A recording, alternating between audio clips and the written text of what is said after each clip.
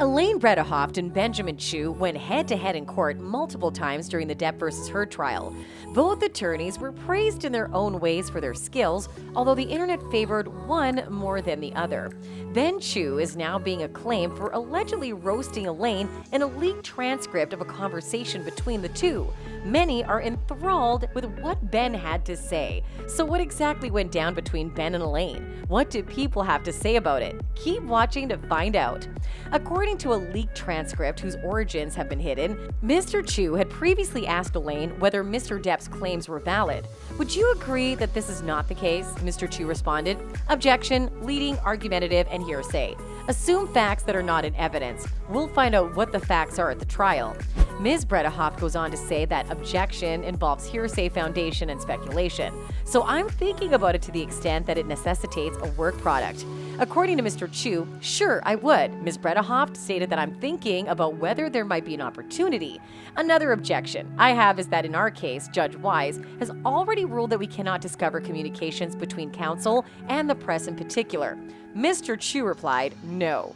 Bredehoft stated he did indeed. Mr. Chew went on to say, you've thought enough, Mr. Chews. Have you ever spoken to the media about Ms. Heard? To the best of my recollection, there was a prepared statement and all communications were limited to that. Okay, fine. Why don't you look at the second page of First and Foremost, is your former client's picture on the front page of Exhibit A?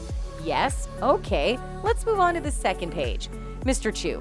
Okay, where it says, stop, there's a mention of you, Mr. George.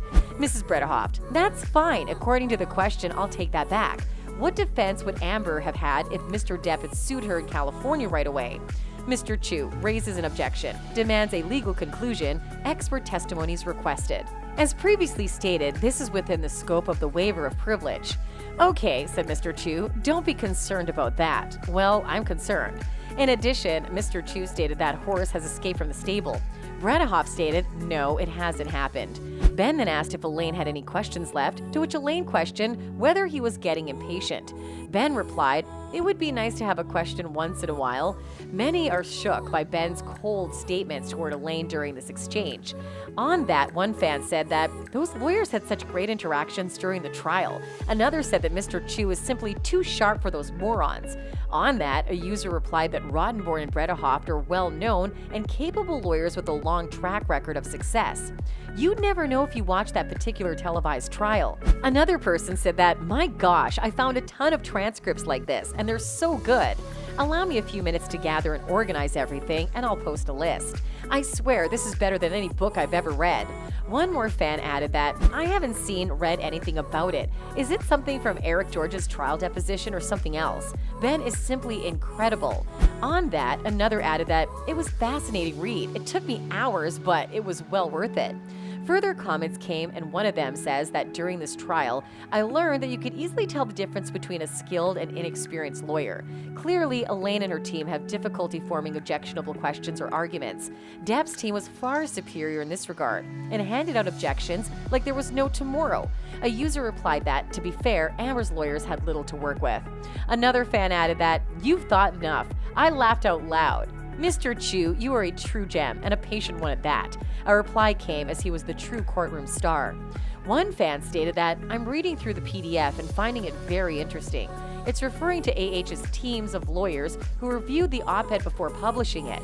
These teams turned out to be, firstly, a lawyer in the United States, secondly, a media expert in the United States, explicitly states not a lawyer, and thirdly, a UK lawyer who said, I'll leave it up to dude number one because it's US law. One more fan stated that in this deposition, I felt bad for Ben. He was up against 3 lawyers who were all interested in protecting Amber's side of the story, and Elaine could be a jerk at times. He was barely allowed to ask questions. I believe he was fed up with Elaine's antics and raised his voice at one point, to which Elaine reacted angrily. Though I believe he got a few one-line zingers in, and I believe he eventually got what he needed from Amber's previous lawyer, Eric George. A fan further replied that Ben was working on a tight schedule. Elaine was aware of this and stalled at each of her objections by going on and on and on instead of simply objecting and moving on to the next question.